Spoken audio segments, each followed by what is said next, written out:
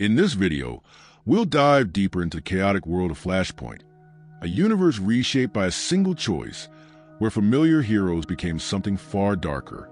This time, we'll step into the story through the eyes of Wonder Woman, the warrior princess whose path of peace was shattered by betrayal and war. The story of Wonder Woman and the Flashpoint begins in Wonder Woman and the Furies Issue 1 miniseries tie-in. The story begins on Themyscira. It stands apart from the world, a hidden island untouched by time. Its shores remain veiled by powerful enchantments, protecting its secrets from the outside world. The land is proud, serene, and enduring, its ideals preserved by illusion and ancient magic meant to shield it from. The city rests beneath towering cliffs and marble statues, a place of wisdom and discipline, where warriors and scholars coexist in harmony. Yet within this paradise of intellect and order, curiosity begins to stir. Inside the marble halls of Themyscira, young Amazons walk among towering pillars and lush gardens. The air is filled with calm and purpose. But not all who live here are content with serenity. Some look beyond the island's borders, driven by the wonder of the unknown. On the beaches of Themyscira, a young Diana races ahead to the sand, laughing as she challenges her companion to keep up. Philippus follows behind, weighed down by her golden armor, calling out for the princess to slow down. When Philippus catches up, she finds Diana near a small hidden boat. Suspicious, she asks what the princess is planning. Diana tells her that she is not acting as her bodyguard today, but as her friend, and that she must keep the secret. She says she is planning an adventure. Philippus hesitates, asking if Diana's mother knows. Diana shakes her head and gives her an order to stay silent. If anyone asks, she says, tell them she went hunting and will return by morning. When asked why she would risk so much, Diana explains that she wants to see the world beyond Themyscira, the world she has only been told about but never seen. She wants to learn of its wonders. Diana sails beyond Themyscira's hidden shores, her small boat carried by the open sea. The horizon stretches endlessly before her as she whispers a prayer to Poseidon, asking for his protection while venturing into the unknown. The mist parts to reveal the vast shadow of a massive ship, its metal hull towering above her like a wall. She looks up in awe, realizing for the first time how immense the world beyond her island truly is. The ocean breeze whips through her hair as she gazes at the ship's scale, a creation of humankind unlike anything she has ever known. Her eyes widen further as a plane passes overhead, slicing through the sky. The ocean breeze whips through her hair as she gazes at the ship's scale, a creation of humankind unlike anything she has ever known. Her eyes widen further as a plane passes overhead, slicing through the sky. Without warning, the calm sea turns violent. From the depths, massive tendrils surge upward, twisting and coiling with unnatural strength. They wrap around Diana's small boat, snapping the wood apart as the water erupts around her. She struggles, gasping as the creature drags her under. The tentacles tighten, pulling her deeper into the dark. Beneath the surface, the monstrous form reveals itself, a vast sea creature with teeth like blades, its body made of living vines and scales. Diana fights to break free. Her strength was no match for the beast's grip. The creature's mouth opened wide, and she is pulled closer into its jaws as the ocean begins to swallow her whole. Then, to her luck, a warrior strikes, swift and precise. His trident pierces the beast's hide, forcing it back in a surge of thrashing limbs. It was Arthur of Atlantis, moving with power and control, each motion guided by the command to see itself. He drives the creature away from Diana, its roar muted by the depths. Bubbles rise around them as the battle unfolds in silence, the ocean glowing faintly from the clash of power and motion. The sea creature thrashes wildly, its tendrils wrapping around both Diana and Arthur. She struggles against the crushing force, twisting and striking with everything she has. The moment she frees one arm, she grabs her sword and drives it into the creature's limb, cutting herself loose. Arthur fights alongside her, breaking to the tangle of vines and tentacles that bind them.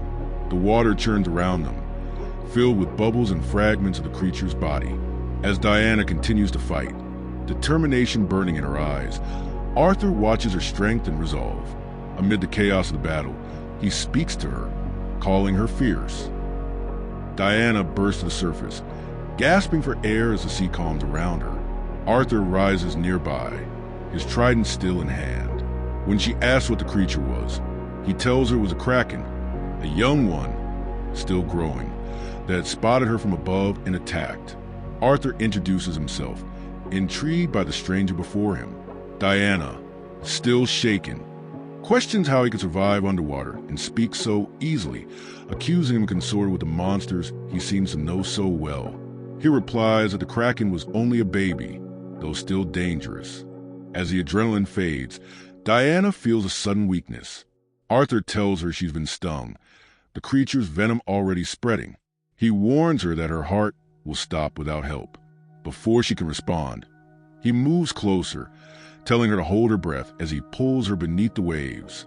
Arthur says deep beneath the ocean, Arthur swims toward the glowing domes of Atlantis, carrying Diana in his arms. The city gleams under the water like a living jewel, its spires and walls protected by shimmering energy. Atlantean guards rush forward as he approaches the gates. One of them calls out, surprised at the sight of the unconscious surface dweller he carries. They demand to know what strange catch he has brought into their city. Arthur gives no explanation, his focus fixed on saving her life. He orders them to alert the physicians immediately. The guards obey, moving quickly as he brings Diana into the heart of Atlantis. A month passes. In a grand hall illuminated by soft light, Queen Hippolyta stands before the gathered Amazons and Atlanteans. Her expression carries both pride and relief as she addresses the assembly. She expresses her gratitude. Her daughter Diana has been returned to her after being feared lost. In honor of this, she extends Themyscira's hand of friendship to Atlantis. She speaks of the similarities between their peoples, ancient civilizations that have lived apart from the world of men, bound by strength and tradition. She also acknowledges that both nations are warriors at heart, ever prepared for battle. As a gesture of respect, she references the earlier misunderstanding when her sister Pentasilea's forces mistook the Atlanteans for enemies upon their arrival with her champion, Artemis, has since apologized for that error. The Atlantean representative responds with dignity, saying the apology has been accepted, admitting that they too have been too ready to believe the myths about Amazonian ruthlessness. Queen Hippolyta brings the discussion to a close and turns to Diana, inviting her to speak before the gathered Atlanteans and Amazons. Diana steps forward with poise, her words carrying both humility and vision. She admits that her journey to Atlantis had been reckless, but it has revealed new possibilities for both their peoples.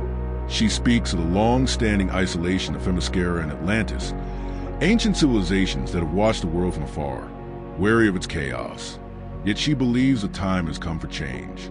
Together, the Amazons and Atlanteans can guide humanity, sharing their wisdom and strength for the betterment of the world. Arthur listens and adds his voice, declaring that the world above is unstable and in need of leadership. It is their duty, he says, to protect it from destroying itself. Then, before the assembly, he proposes a bold solution: the uniting of their nations through marriage. The crowd reacts in shock as Diana and Arthur stand before them, hands joined, symbolizing a new alliance between land and sea. As time goes on, the world has learned that the two ancient civilizations, Themyscira and Atlantis, were not myths but living powers. Now, dignitaries from across the globe gather on Themyscira to witness a moment that will reshape history: the royal wedding of Princess Diana and King Arthur of Atlantis.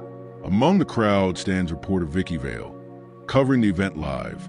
She describes the union as both a romantic and political milestone, a marriage meant to unite two great nations and strengthen their influence on the world stage. Behind her, the temple rises in splendor, the perfect setting for such a monumental occasion. Vicky notes the rumors that not everyone supports this alliance. Both cultures are fiercely proud and martial, and some within their ranks view this union with suspicion. There are whispers that it is merely a marriage of convenience, crafted to solidify power rather than love. Arthur stands beside his brother Ocean Master and his allies, calm but resolute in his choice. Ocean Master leans toward him and says it's not too late to back out of this, but Arthur's expression remains steady. Despite the doubts around them, the spectacle is breathtaking, a symbol of unity between two worlds that have remained apart for centuries. Arthur turns to his brother, frustrated by his coldness. He asks if Ocean Master cannot see how this union benefits both Atlantis and Themyscira, how it could bring peace to the world. But Ocean Master refuses, saying he cannot, and that Arthur's choice disappoints him deeply. Their bond as brothers shows signs of strain, divided by politics and pride. Arthur notes to himself that Garth's absence from the ceremony only confirms his discontent. Inside the palace, the guests begin to make their way to the main hall for the ceremony. However, one of the Atlantean guards leaves his post and makes his way to the higher levels. Diana prepares for the ceremony. Queen Hippolyta stands before her daughter, pride shining in her eyes. She tells Diana that she looks beautiful and that her actions have proven her wisdom and maturity. She praises Diana for showing the selflessness of a true queen, uniting nations through diplomacy and strength. But not everyone shares her mother's optimism. Diana's Aunt Penthesilea remarks that it is nothing more than a political union, while another dismisses the entire notion, declaring that Amazons do not need men. Despite their words, Diana remains composed. She carries herself with the quiet grace of someone who understands the weight of her decision, a decision made not for love, but for the future of her people. Elsewhere in the shadows, above the grand hall, an armored figure knocks out one of the guards, then proceeded to watch in silence. Below, rows of soldiers and guests gather, their attention fixed on the approaching moment that will define history. Among the Atlanteans, Arthur prepares himself. His brother Ocean Master turns to him with a pointed question. Does he truly love Diana? Arthur's answer is calm but firm. He says that both he and Diana understand the gravity of what they are doing, and that their union is not about desire, but the greater good of the world. As Diana enters, she takes Arthur's hand before the gathered crowd. Together, they face the assembly, ready to seal the fate of two powerful civilizations. The Queen's voice echoes through the temple as she declares that the ceremony will follow the sacred traditions of Themyscira, marking the beginning of an alliance meant to unite land and sea. Arthur looks at Diana with quiet admiration and tells her she's breathtaking. Diana responds with composed grace, accepting his words with a hint of humor, a small exchange that softens the gravity of the moment. For a fleeting instant, the ceremony feels peaceful, filled with the promise of unity and hope. Queen Hippolyta then addresses the assembly. She praises the courage of the young leader standing before her and calls upon everyone to witness their vows, a solemn undertaking that symbolizes more than marriage. It is a pledge of trust between two civilizations that have long lived apart. As she speaks, movement catches her eye, an armored Atlantean figure in the shadows above. The Queen's words falter as realization dawns. Her expression shifts from calm to alarm as she spots the armored figure race, but it's too late. From the balcony, the assassin strikes. A golden trident gleams in the light as it launches through the air, aimed straight at the heart of the ceremony. In an instant, the fragile piece they fought to build begins to shatter. The ceremony descends into chaos in an instant. From the balcony above, the golden trident pierces through the air with deadly precision. Before anyone can react, it strikes true, embedding itself in the back of Diana's mother. Diana collapses beside her mother, her hands trembling as she cries out in anguish. The Queen lies motionless. The realization hits Diana like a wave. Her mother, Queen Hippolyta, has been struck down before her eyes. Arthur turns toward the chaos, demanding to know what has happened, his voice breaking through confusion. Penthesilea shouts in fury. She draws her blade, calling the act an atrocity. She screams, pointing toward the balcony above. As the assassin begins to run away, the assassin begins to quickly take their helmet off. But before they can finish, the killer is knocked to the ground, sending the helmet flying off. It was then revealed that the assassin was the Amazon warrior Artemis. She turns to see that her attacker was Garth, the Atlantean warrior whose armor she had stolen, stares at her in outrage and disbelief. He said to her that she had stolen his armor and killed her own queen. His voice trembles with fury, but she doesn't flinch. Instead, she goes on the attack, kicking Garth in his throat and knocking him to the ground. Garth quickly recovered and goes to deliver a strike, but with Artemis' special training as a warrior, she was able to overpower him.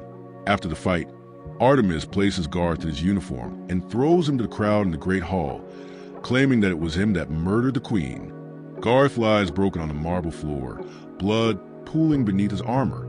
Arthur rushes to him, disbelief written across his face. Kneeling beside his fallen comrade, the young Atlantean coughs weakly, his final words barely escaping his lips. Before Arthur can make sense of it, Penthesilea moves to strike, her rage uncontained. But an Amazon spear flashes through the air, piercing his chest. Penthesilea lifts her head. She looks at Arthur, ordering him and his people to leave the island. Knowing that nothing can be done, Arthur orders his people to leave. The crowd slowly walks away as they return to the sea. Night falls over Themyscira, the once proud island now cloaked in mourning. Inside the palace, Diana lies unconscious in her ornate bed, sedated and broken by the loss of her mother and the collapse of peace. Penthesilea says Diana will sleep. She needs her strength to grieve, and they will need her strength to lead the Amazons. Philippus nods, standing guard in silence as shadows lengthen across the marble halls.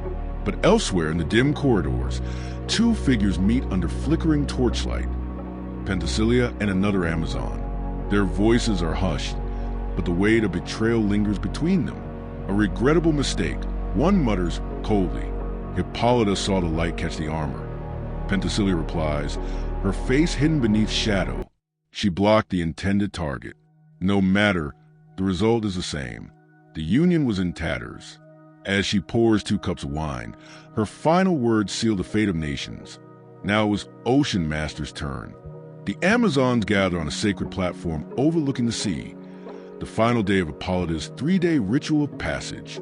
All that remains is a ceremony to appease the gates of Tartarus, after which their queen will be gone from this world. Penthesilea's voice burns with fury. Your mother's blood cries out for vengeance, Diana. She was your sister too, and we will finish the rites before we plot war. Diana, holding a crown of roses, answers with heavy restraint. War will not wait for us. But war with Atlantis is a choice we cannot step back from. Her generals, Artemis and Philippus, argue fiercely beside her, ready to strike before reason fades. Diana's tone cuts through the fire. She tells them that was enough. 2 days later, under a tense and clouded sky, the peace talks begin. Atlantean ships approach the shores of Themyscira, their sails white against the turquoise sea. The Amazons watch from the cliffs above, spears in hand, their resolve unshaken. The air is heavy with ceremony and suspicion inside the great marble hall. Queen Diana walks alongside her Aunt Penthesilea, their armor gleaming in the firelight. We will hear their lies, I'm sure. Penthesilea says coldly, I would prefer to hear their death screams. Diana's tone is firm, her expression calm but weary. We will hear them out, at least. Ahead, the throne room stands prepared. Guards at attention, banners of peace fluttering, and the scent of burning oils filling the air. Are the preparations in hand? Penthesilea asks. Yes, comes the reply. Diana pauses at the steps of her throne, her eyes narrowing toward the approaching footsteps echoing through the hall. The fate of 2 worlds walks through those doors. She commands to let Arthur in. Inside the towering marble halls of Themyscira, the sound of boots echoes sharply. The Atlantean delegation has arrived. Arthur, trident in hand, leads Rodan and a squad of soldiers through the grand entrance. As the Atlanteans ascend the marble steps, Queen Diana waits above, radiant and unmoving, her warriors flanking her throne. Arthur bows slightly. He offers Diana his condolences and a fervent wish for peace. A great crime has been committed, and that they must find the true culprit. Diana's eyes narrow, her voice sharp as steel. She agrees to hear him. Arthur steps closer. He tells her that they must do this together. They must rebuild trust. There was too much at stake. Diana lowers her spear just slightly, her tone cold and distant. Together, she replies, together is a strong word. At that moment, a woman speaks into her bracelet, saying the word, now. The silence of diplomacy is shattered in an instant, a flash of red and gold. Then an explosion tears through the marble city of Themyscira. The ground splits and fire blooms across the sky. A shockwave tears through the palace. Warriors are thrown from their feet. Wonder Woman cries out, infamy! Themyscira is attacked. Smoke fills the air. Through the haze, Philippus lies motionless, struck by debris. She's dead, A soldier screams. Arthur rushes forward, eyes wide in disbelief. But Wonder Woman's grief twists into rage. Her voice cracks with fury as she turns on Aquaman, her eyes wet with tears and fire. She calls him a treacherous bastard, she roars, punching across his face. In that single furious strike, the Alliance dies and war is born. The sky burns above Themyscira. Explosions ripple across the island. Towers collapse, temples crumble, and the sea boils with fire. Amongst the chaos, Ocean Master reaches for Aquaman, telling him that they need to fall back. Arthur stumbles, shielding his face from the flames. He tells his brother to cease fire now, but Ocean Master tells him that it's not them, they were under attack as well. The revelation comes too late. Another explosion hits one of Aquaman's ships, sinking it to the bottom of the ocean. The Amazons ready their spears, pointing them at Aquaman, convinced of Atlantean treachery. Arthur shouts over the roar of the fire, desperation in his voice. He calls out to Diana, telling her that they are being deceived, but she's already charging forward. She swings her sword at Aquaman's face, just slicing across his face. Smoke and fire twist around the shattered marble columns as chaos consumes Themyscira. Begone, or die here, my love, Diana snarls, clashing with Ocean Master as he rushes to defend his king. Metal rings to the hall as their swords and spears clash in the intense atmosphere as she knocks him back with divine fury. The Queen's guards surge forward. Protect the Queen, they roar, forming a golden wall of shields. Another Amazon grabs Diana's arm, pulling her away. Themyscira burns. The once golden island, cradle of gods and warriors, now crumbles into the sea. One Amazon was pulling Diana through the chaos. As flames consumed the marble halls as the roar of destruction closed in, the Amazon began their evacuations, heading for their invisible jets. In a special chamber, Themyscira orders Diana to break the seal of Tartarus. She feels that if they sacrifice the island, it would send their enemies to damnation. Diana hesitates, her heart heavy, her voice trembling. The idea of destroying their island, their home, was too much to bear. Themyscira shouts again, "Do it, Diana." Her spear ignites in divine light. With a single strike, she breaks the sacred seal. Diana stands among the ruins, eyes hollow, believing she has lost everything. Outside, the island starts to shake. Buildings that have stood the test of time begin to crumble and fall to the ground. Themyscira voiced her answer coldly. You won the right to be a true Amazon queen and conquer the world. Pure vengeance becomes her justification. At the port of Dover, now renamed New Themyscira, Wonder Woman oversees the Amazon fortifications. The remnants of British defenses look pitiful beside the disciplined ranks of her warriors. The Amazons, under the ban of the Furies, have turned England's coast into a fortress, but even Hawkgirl acknowledges its weaknesses. Diana's focus is absolute. With the authority of a conqueror cloaked as a queen, she approves of Hawkgirl recommendations to rebuild and strengthen the stronghold. The air smells of salt and steel, the scent of preparation for an inevitable war. She is introduced to Tara Markov, a woman of royal blood from Markovia. Cast in the shadow of her disgraced brother, Tara pledges her allegiance to the Amazon cause, seeking redemption through battle. Diana studies her carefully, weighing loyalty, strength, and purpose. The traits of a true Amazon, not by birth, but by conviction. But before the conversation can deepen, a sudden alarm cuts through the air. An Atlantean ship rose from beneath the waves, engines glowing like underwater suns. The sea boils with war once more, as Atlantis comes to reclaim what it believes was stolen. The silence before battle vanishes. The storm has returned. Wonder Woman commands her Furies with surgical precision. Hawkgirl dives through the air, Vixen shields a young Tara Markov, and Artemis leads a charge at Diana's side. The Amazons fight with fury born of exile. Each strike is an answer to years of loss, every blade a prayer for vengeance.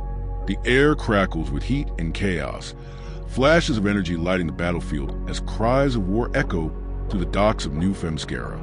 But amidst the carnage, the true purpose of the attack reveals itself. A ripple of power cuts through the waves, deliberate, precise. This is no invasion. It's a message. Mera, Queen of Atlantis, bursts from the ocean's depths, her emerald armor glinting under the pale sky. Water surges around her like living serpents as she launches directly at Diana. The impact sends them crashing through the air in a violent collision of might and history. For a heartbeat, the world stands still. Two queens, once allies, now enemies bound by grief and betrayal, face each other as a war that drowned the world reignites. Water and steel collide in a storm of divine fury.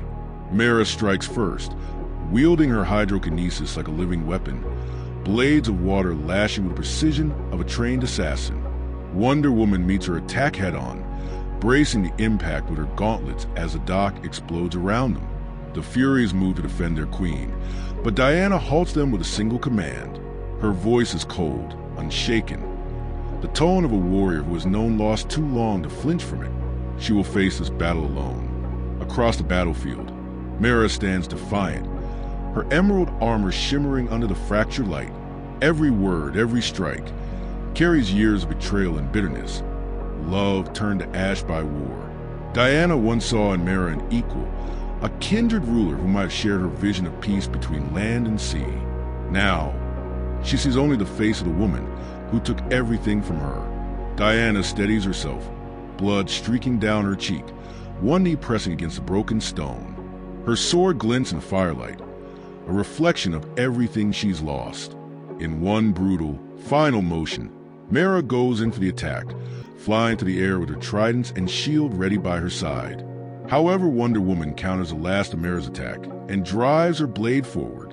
The world seems to still around them, a heartbeat of silence before the weight of what's been done settles in. Mera falls. The Ocean Queen's head was separate from her body.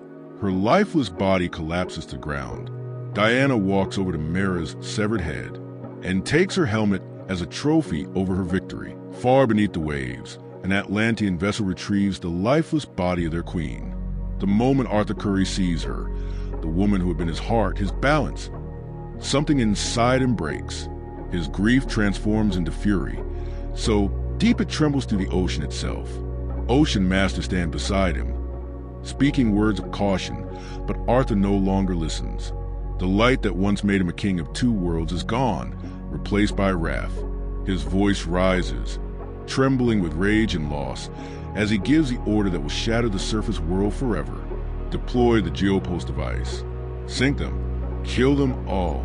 And so begins the true cataclysm, the day the seas rose not to cleanse, but to avenge. 8 months earlier, the world began to fracture. Across Europe, the earth convulsed under the weight of an unseen force. In Venice, the ancient bell tower of St. Mark's crumbled as the ground split apart, sending citizens fleeing through the streets. In Barcelona, the towering spires of the Sagrada Familia cracked and trembled, casting long shadows over the doomed city. And in Rome, St. Peter's Square fell silent, its sacred stones now marking the beginning of an unstoppable catastrophe. As the Geopulse weapon of Atlantis tore through the continent, humanity's greatest landmarks vanished beneath the waves. Civilizations that had stood for centuries collapsed in moments. The war between Atlantis and Themyscira had finally reached its breaking point, and Europe paid the price. London drowned beneath the rising tide. The Thames surges over its banks, swallowing Westminster and breaking the bridge apart as if it were made of glass. Big Ben tilts into flood, its final toll lost in the roar of the sea.